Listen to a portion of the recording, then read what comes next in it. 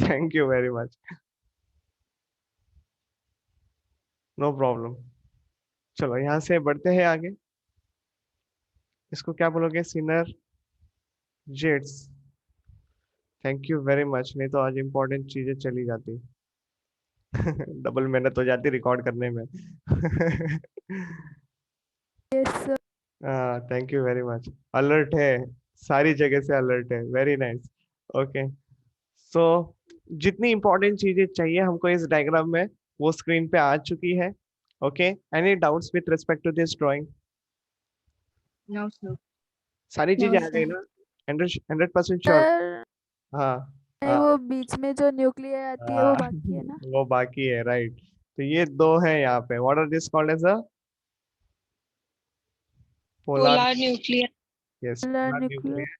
Nuclear. these are actually haploid plus haploid. Okay, अभी तक fuse नहीं है लेकिन haploid cells plus haploid cells है, ऐसे लिखा है मैंने। Okay, two cells. तो अगर मैं इसको मेंशन करूं तो these are 7 celled and 8 nuclear structure, right है ना? एंड एक और यहाँ पे हाईलाइट कर देता हूं। कैन यू सी एक सर्कल बनाया है बड़ा सा येलो कलर में? Yes, sir. यस। इसको एग एपैरेटस कहते हैं, है ना? ये हो गया एग एपैरेटस। और egg apparatus plus rest everything पूरा मिला के क्या हो जाएगा आपका? Embryo sac. एम्ब्रियो सैक कैसा है? पॉलीगोनल है।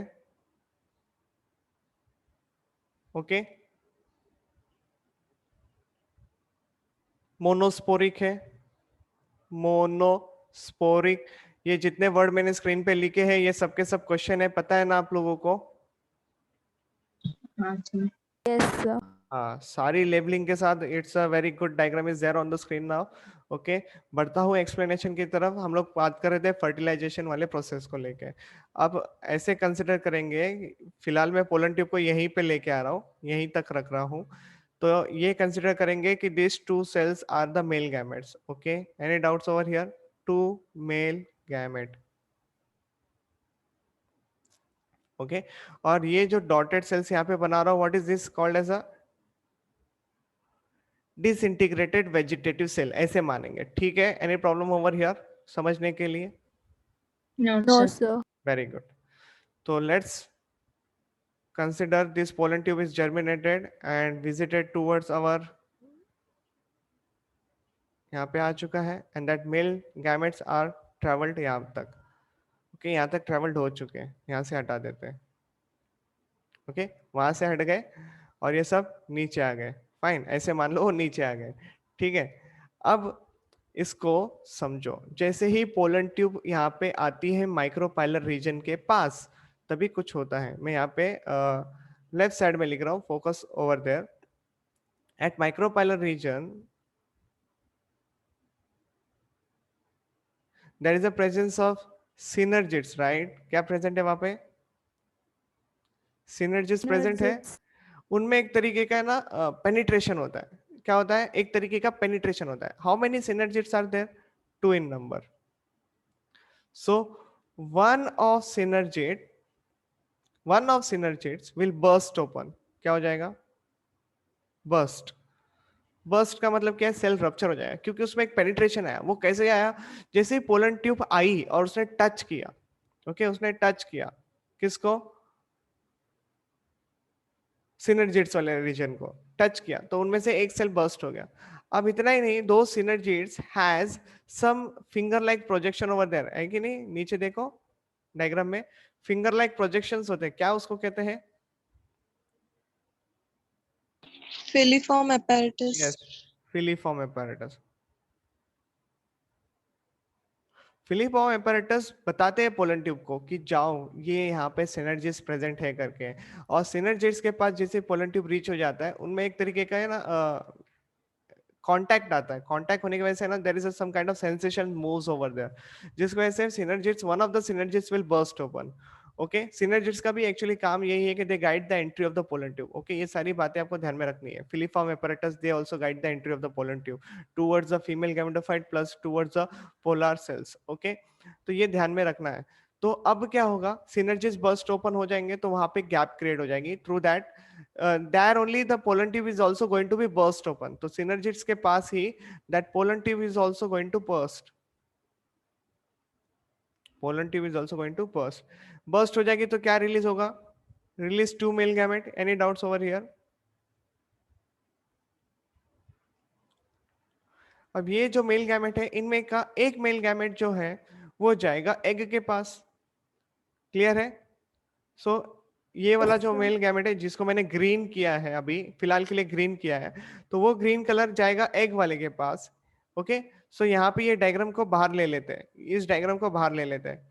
So green and that red will fuses together.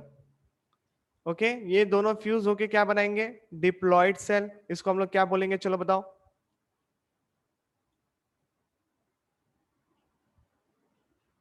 ये जाइगोट हो गया ना बेटा। ओके ये क्या हो गया, जाइगोट। और प्रोसेस क्या हुई, फर्टिलाइजेशन। नीचे देखो, zygote has to developed into endosperm, sorry zygote has to developed into the embryo लिखना था मुझे। क्या लिखना था, एम्ब्रियो।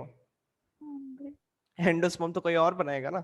चलो अब बचा रेड कलर का एक और मेल गैमेट, तो ये लो बीच में आ गया, ये तीनों का फ्यूजन हो गया। I hope the slide is not that poor right, उतना खराब नहीं किया मैंने, समझ में आ रही होगी बातें।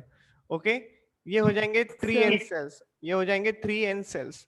3N सेल्स यानी क्या, ट्रिप्लॉइड सेल्स। ओके इसको हम बोलेंगे PEN, प्राइमरी एंडोस्पर्म न्यूक्लियस। ये बना के देगा हमको एंडोस्पर्म। लेकिन प्लांट सेल्स की ये जो एंजियोस्पर्म्स की एक स्पेशल कैरेक्टरिस्टिक फीचर है, पता है कि ये लोग एंडोस्पर्म तब बनाते हैं जब एम्ब्रियो डेवलपमेंट होता है। Are you understanding? Embryo developed होने लगता है तब बनाते हैं, नहीं तो ऐसा नहीं कि पहले से एंडोस्पर्म बना के रखा और फिर एम्ब्रियो का वेट करे, यार अभी तो बन जा, यार अभी तो बन जा। इसमें क्या होता है पता है, जो एनर्जी प्लांट एंडोस्पर्म बनाने के लिए यूटिलाइज कर रहा है वो एनर्जी स्टोर रहती है अंटिल अनलेस एम्ब्रियो नहीं बन जाता, एंडोस्पर्म फॉर्मेशन नहीं होता। तो एनर्जी प्लांट्स ने बचा के रखी है, टाइम बचा के रखा है। समझ में आ रहा है कि नहीं आ रहा है, ये सारी बातें होती है। ये प्लस पॉइंट है हमको with respect to the angiosperms over here, खास करके सीडेड प्लांट्स। ओके तो ये आपको ध्यान में रखना है। तो वही प्राइमरी एंडोस्पर्म न्यूक्लियस जो बना, ये हमारा सेकंड फर्टिलाइजेशन हुआ। यस और नो? ये क्या हुआ हमारा, सेकंड फर्टिलाइजेशन। हाँ पहला फर्टिलाइजेशन हमेशा जाइगोट फॉर्मेशन के लिए, सेकंड फर्टिलाइजेशन एंडोस्पर्म फॉर्मेशन के लिए। हम लोगों ने 2 फर्टिलाइजेशन देखे, इसलिए क्या बोलेंगे हम इसको, double fertilization. Double fertilization event. Okay double fertilization event बोलेंगे इसको। एंजियोस्पर्म की स्पेशल कैरेक्टरिस्टिक फीचर्स। ओके ये पूरा स्लाइड जो अभी व्हाइट स्क्रीन चला, इसमें किसी को कोई डाउट है? No, sir. नो है ना? सर। वेरी सिंपल, यही सारी पॉइंट्स पीछे डिस्क्रिप्शन में लिखे गए हैं, अभी देखते हैं उसको। सी इन द ओव्यूल, रुक जाओ, हाँ in the ovule the pollen tube is attracted by the secretion of synergids.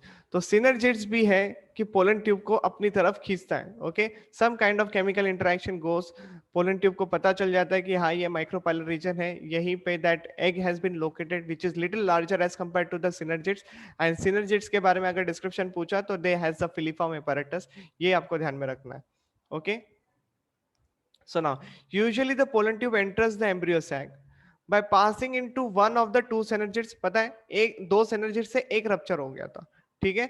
the impact destroys that synergids। impact यानी क्या, वो जब टच होती है synergids के पास, that time it get burst open, who one of the synergids get burst open over there। okay the pollen tube also breaks open to release it content। अब pollen tube भी क्या हो गई, burst हो गई, content release हुआ। क्या content release हुआ, male gametes release हुए। 2 male gametes out of 1 fuses with the egg, जो कि उस पेयर, एग को दूसरा नाम उस pair, to perform the generative fertilization. हाँ ये वर्ड इंपॉर्टेंट है, जेनरेटिव फर्टिलाइजेशन, क्योंकि क्या हुआ, यही आगे जाके क्या बनाएगा, एम्ब्रियो बनाएगा, इसलिए जेनरेटिव फर्टिलाइजेशन। इसी को दूसरा नाम है syngamy, which is called as a true fertilization event. कितने सारे टर्म्स हो गए, साइफेनोगैमी आप लोगों ने पढ़ा, जनरल टर्म था फर्टिलाइजेशन प्रोसेस के लिए, ओके। इसी को हम लोग दूसरा टर्म भी यूज करते हैं सिनगैमी, लेकिन अब सिनगैमी का एक्चुअल मतलब क्या है, तो fusion of male and the female gametes together will be called as a true fertilization also. Clear हो गया कि नहीं हो गया? एक और फर्टिलाइजेशन Yes. जो आप लोगों ने यहाँ पे पढ़ा उसको वेजिटेटिव फर्टिलाइजेशन कहेंगे, जो कि एंडोस्पर्म बना के देगा, ओके उसको वेजिटेटिव फर्टिलाइजेशन बोलेंगे। मतलब one of the male gamete fuses with the two polar nuclei is called as a vegetative fertilization. Yes, sir. Okay ये दोनों टर्म्स याद रखना है, कंफ्यूज नहीं होना, काफी सिंपल चीजें हैं। Give rise to the diploid zygote और the oospore, okay oospore is nothing but zygote, okay oosphere is a different thing, oospore is a different thing, oospore is a zygote का another name. Soon after the vacuole and the plasmodesmal connection of the egg, वो सारी बातें जो है, जो भी egg में थी वो सारी बातें डिसइंटीग्रेट हो जाएगी, क्योंकि now it has been formed as a it has to produce as a embryo now, okay act as a mitotic cell divisions होंगे उसके अंदर बहुत सारे, और एम्ब्रियो डेवलपमेंट स्टार्ट हो जाएगा, ओके ऐसा नहीं है कि चलो आज आराम कर लेते हैं यार, काफी मेहनत ले ली, पोलन ट्यूब भी आने के लिए उसको टाइम लगा, फिर फर्टिलाइजेशन प्रोसेस चला, है ना, अभी हम थक गए हैं, पॉज ले लेते हैं, कल करेंगे ना, क्या फर्क पड़ता है, ओके इनमें नहीं होता ये सारी बातें, फटाफट इनमें क्या, किसी में नहीं होता, जाइगोट फॉर्मेशन हुआ, फटाफट रेप्लिकेशन चालू, ओके माइटोटिक डिवीजन चालू, there is no pause and lag period over here. Next, the nucleus of the second male gamete fuses with the two haploid polar nuclei. Very important statement is going to come now. जितने भी सारे highlight किए हैं, सारे points ध्यान से सुनो और समझो। दो haploid polar nuclei और diploid secondary nucleus अगर they are fused, okay? Diploid secondary nucleus अगर they are fused of the central cell to perform a triploid primary endosperm nucleus, जिसको PEN के नाम से पहचाना जाता है, okay? This only central cell will also be called as now primary endosperm cell. कुछ समझा कि नहीं समझा? When I can use the term PEC, when I can use the term PEC, जब वो एंडोस्पर्म बनाने की एबिलिटी गेन कर लेता है, तभी हम लोग उसको कहते हैं PEC, primary endosperm cells. Clear हुआ कि नहीं हुआ? Yes. Okay. हाँ, दो हैप्लॉइड पोलर न्यूक्लियाई अगर फ्यूज्ड है तो हम उनको बोलेंगे secondary nucleus, diploid secondary nucleus. If they are not fuse, they are free and one more male gamete comes and fuse, वो फ्यूजन को हम लोग कहेंगे that primary endosperm nuclei, okay. लेकिन एक बार वो लोग का फ्यूजन वगैरह हो गया, the cell is ready to undergo mitotic division to produce the endosperms, तभी हम लोग इस पर्टिकुलर सेल को मैं प्राइमरी एंडोस्पर्म सेल भी कह सकता हूं। क्लियर है? आप लोग जब मॉड्यूल डिस्कस करोगे मेरे साथ, वहां पे इसी लाइन के ऊपर एक क्वेश्चन डेफिनेटली मिलना है, 2 बार रिपीट हुआ है, यही क्वेश्चन 2 बार रिपीट किया है। जिसने क्वेश्चन बनाना स्टार्ट किए हैं उनको मिल गया होगा ये question, okay. The second fertilization is called as a vegetative fertilization, यही वाला vegetative fertilization, since as a consequences of it a vegetative or nutritive tissue is formed to nourish the embryo. तो finally उसका जो product है that is nothing but a nutritive value, okay? अब यही topic को लेके एंडोस्पर्म को लेके हम लोग आगे जाके एक और सिनारियो ओपन हो जाएगा आपके यहाँ पे स्क्रीन पे, एक और सिनारियो ओपन हो जाएगा। क्या पता है, पूरा एंडोस्पर्म कंज्यूम कर लिया तो नॉन एंडोस्पर्मिक सीड, कुछ एंडोस्पर्म बचा है तो endospermic seed. Are you understanding और नॉट अंडरस्टैंडिंग? ये 2 टॉपिक आने बाकी है अभी। अगर आप सोच रहे हो कि सर ये टॉपिक इतना जल्दी खत्म हो गया क्योंकि फर्टिलाइजेशन आ गया, भूल जाओ। अभी आपको पढ़ना है सीड। सीड्स की भी बहुत सारी वेराइटीज है, आप लोग एनसीईआरटी देखो खोल के, काफी सारे डायग्राम्स देख के रखे हैं। उनकी लेबलिंग्स को लेके क्वेश्चंस पूछे जाते हैं, उनके डिफरेंट डिफरेंट पार्ट्स, कौन सा पार्ट एडिबल है, कौन सा पार्ट नॉन एडिबल है, किसमें वो पार्ट हार्ड है, किसमें वो अदर एग्जांपल्स में वो पार्ट सॉफ्ट है, ऐसे करके भी है, ओके। इतना ही नहीं, तो आपको यहाँ पे एपोमिक्सिस के बारे में भी पढ़ना है, ये भी एक टॉपिक चलेगा। क्लियर हो रहा है कि नहीं हो रहा है? अभी Yes, sir. अभी और भी बहुत सारी बातें डिस्कस करना बाकी है, Yes, ओके। sir. और खास करके ये पूरे चैप्टर में द इम्पोर्टेंट पार्ट इज, जहाँ पे दिमाग हमेशा कंफ्यूजन में डाल देता है, वो है सीड का ही पार्ट, ओके। सीड के ही लेबलिंग्स है जो खतरनाक माने गए हैं। बाकी पूरा टॉपिक अगर मैं अभी 5 मिनट में हम लोग डिस्कस भी कर लिए ना क्वेश्चन आंसर फॉर्मेट में, 5 minutes is enough to answer all the questions. Okay, इतना आप लोगों को पता चल गया है। Coming to the next part. लेकिन वो 5 मिनट के चैलेंज को फेस करने के लिए, सारी थियोरी को पढ़ने के लिए हमको टाइम लगा कि नहीं लगा? सुनो, तो वो 5 मिनट के लिए कॉन्फिडेंट डेवलप करने के लिए सारी चीजों को पहले समझना बहुत ज्यादा जरूरी है। एक बार समझ गए तो काफी ज्यादा इजी हो जाता है। Vegetative fertilization is also called as a triple fusion since 3 nucleus get fused to polar nuclear and the one male gamete. Any doubts over here? Topic ये वाला खत्म हो गया है। Yes, sir. ओके, ये रहा डायग्रामेटिक रिप्रेजेंटेशन। आप इसको देखो, अभी आराम से सारी बातें आपके स्क्रीन पे आ जाएगी। इन एंजियोस्पर्म और the flowering plant, 2 acts of the fertilization occurs in the same embryo sac. Okay, one generative and other is the vegetative phenomenon. इन्हीं को डबल फर्टिलाइजेशन कहा जाता है। तो ये देखो यहाँ पे, see the diagram, you will understand all the concept over here. ये डायग्राम क्लियर है आप लोगों को? एक cell Yes, synergy, sir. Polar nuclei वगैरह वगैरह, ये पहले पार्ट में लेबलिंग, पोलन ट्यूब भी फॉर्मेशन हो चुका है, पोलन पिस्टल इंटरेक्शन भी दिखाया गया है उसी डायग्राम में। Release of the sperm cells has been taking place over here.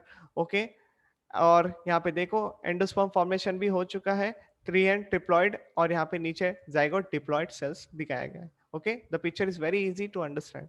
यहाँ पे एक छोटा सा वीडियो है, आप लोग उसको देखो। Can you see that video started playing? दिख रहा है? Yes, sir. Yes. हाँ देखो,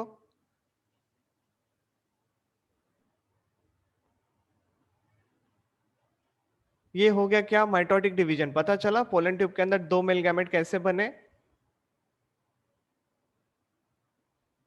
ध्यान से एक और बार देख लेना, समझ में आ जाएगा। ओके, ये पोलन ट्यूब अभी जर्मिनेट हो रही है। While germinating only the actually the mitotic division takes place. यहाँ पे थोड़ा नीचे लेके जाके दिखाया गया है, कोई बात नहीं। Okay, can you see this splitting of the nucleus is taking place? दिख गया सभी लोगों को? Yes, sir. ओके, चलो बढ़ते हैं Yes, आगे। sir. या अभी ये जो डबल फर्टिलाइजेशन इवेंट जो है, ये सबसे पहला फ्रीटिलारिया एंड लीलियम में डिस्कवर हुआ था। फ्रीटिलारिया एंड लीलियम दोनों के दोनों इंपॉर्टेंट है। एज अ क्वेश्चन यहाँ पे बनता है कि किस में डिस्कवरी हुई थी और किसने की, बट ऑब्वियसली बात है ये भी आएगा क्वेश्चन, तो नवाज़ ने की थी। ओके, तो ये तीनों टर्म इंपॉर्टेंट है, ध्यान रखना है यहाँ पे। नवाज़ was the name of the scientist जिन्होंने पहली बार डिस्कवर किया in Fritillaria and the Lilium. Okay, ये आपको ध्यान में रखना है। खत्म, Lilium and Fritillaria important examples. और बाकी सारी बातें हम लोग ऑलरेडी कर चुके हैं। देखो, one male gamete fuses with the egg cell, produces the zygote. Second male gamete fuses with that polar nucleus, produces the primary endosperm cells. Okay, मतलब क्लियर है कि नहीं है? वेजिटेटिव फर्टिलाइजेशन एंड ऑल, या पूरा फिर से रीड करूं? अंडरस्टूड ना? ओके, 1898 में इनकी डिस्कवरी हुई थी, बस इतना ध्यान रखो, that is enough to you. Okay, वो क्या स्लाइड है, डबल फर्टिलाइजेशन क्या है और डिटेल में बताया गया, वही सारी बातें रिपीटेड है। यहाँ पे भी वही बातें रिपीटेड है। देखो सिग्निफिकेंस क्या बोलता है। In angiosperm the growth of the female gametophyte और embryo sac stops at the 8 nuclear और 7 सेल स्ट्रक्चर। ये बात बिल्कुल सही है ना?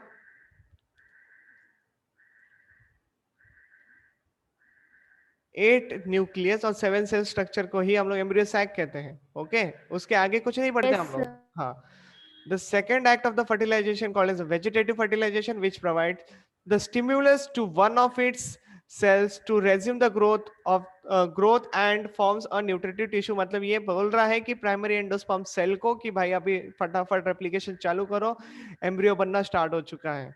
ओके, एम्ब्रियो बनना स्टार्ट हो चुका है, आप भी एंडोस्पर्म बनाना चालू करिए। ओके, तब जाके ये काम होगा। Double fertilization ensure that nutritive tissue is formed only when the formation of embryo has taken place by the fertilization of the oosphere or the egg। Clear है? अगर ये फर्टिलाइजेशन नहीं हुआ है, the true fertilization event has not taken place, that means you should understand कि अभी endosperm आगे बनने वाला ही नहीं है। क्लियर है? Yes, sir. Important Yes, line sir. है, यही मैं आपको कब से ट्रिगर कर रहा हूँ, यही पे क्वेश्चंस पूछे जाते हैं. In angiosperms are therefore economically और and are more specialised as compared to the gymnosperm where a large nutritive female gametophyte is formed long before the fertilisation. जैसे कि जिम्नोस्पर्म का एक एग्जांपल आपके स्क्रीन पे है. जिम्नोस्पर्म अपनी एनर्जी ऑलरेडी डाल के रख देते हैं, एंडोस्पर्म बना के रख देते हैं, खाना पीना बना के रख देते हैं, बात खत्म. ये ऐसा हो गया कि मेहमान ने बोला कि आज मैं आऊंगा, लेकिन श्योरिटी नहीं दी. आप लोगों ने उस चक्कर में एक्साइटमेंट में फटाफट खाना बना लिया, चलो मेरा दोस्त आ रहा है खाना बना के रखते इसके लिए. ओके, बस बात खत्म. या फिर ऐसे कभी हो गया कि डिनर के लिए गया किसी के साथ और आप लोगों ने वहां पे ऑलरेडी सारी ऑर्डर दे के रखी है, बस वो आई तो आपके सामने डिनर प्लेस्ड हो जाएगा, खत्म बात. लेकिन वो एक्स पर्सन आया ही नहीं, खत्म बात. क्या हो गया, बिल दे के आ गए. ओके. वो जिम्नोस्पर्म का कैरेक्टरिस्टिक फीचर है. हम लोग क्या है, एडवांस है, एडवांस काम करेंगे, ठीक है. सारे कंफर्मेशन लेने के बाद ही हम अपना काम करेंगे. भाई तू पक्का आ रहा है ना, 10 बार फोन करो. ओके, तो मैं खाना वगैरह बनाऊं, तो मैं तैयारी करूं बाकी की, नहीं तो बोल दे. अगर नहीं आ रहा है, ऐसा जो भी है मुझे बता देना. या तो फिर ट्रेन में बैठा है तो भी मुझे इन्फॉर्म कर देना कि भाई मैं आ रहा हूँ, इतने इतने टाइम में पहुंच रहा हूँ. क्लियर है कि नहीं कॉन्सेप्ट, इतना बता दो खाली. Yes, sir. Okay. Yes, sir. Yes, sir. है ना, खाली वो एनर्जी क्यों वेस्ट करना, सही बात है कि नहीं. फिर उतना साफ वगैरह करने के लिए एनर्जी डालनी पड़ेगी, वो सारी बातें हैं. चलो, if fertilization fails the energy spent. देखो ये बात है ना, वेस्ट हो गई. यही पॉइंट था अभी जो बात किया. एनर्जी जो स्पेंड की है, फर्टिलाइजेशन नहीं हुआ तो वेस्ट हो गई, कुछ मतलब नहीं रहेगा उसका. So double fertilization provides the characteristic of the male plant as well as the nutritive tissue. ये भी आपको एक point just for understanding purpose के लिए याद रखना है. Due to its triploid nature, endosperm shows high physiological activity, grows faster, and accumulates nutrients. बस इसमें और ज्यादा कुछ है नहीं. This much is enough significance यहाँ से हो चुके हैं. आर्टिफिशियल हाइब्रिडाइजेशन में खत्म कर चुका हूँ. Our today session is getting over here. You guys can have a break now. Okay, this all point we had completed. So बढ़ेंगे नेक्स्ट लेक्चर में आगे की तरफ. Keep reading your NCERT. Question बनाना स्टार्ट कर दो यार. जो भी डाउट्स रहेंगे फिर फटाफट फायर करेंगे हम लोग डाउट्स को लेके, ठीक है. Take care, Yes, sir. Bye bye. Right, sir. Thank you, sir. Thank you, sir. Thank you बेटा. Bye,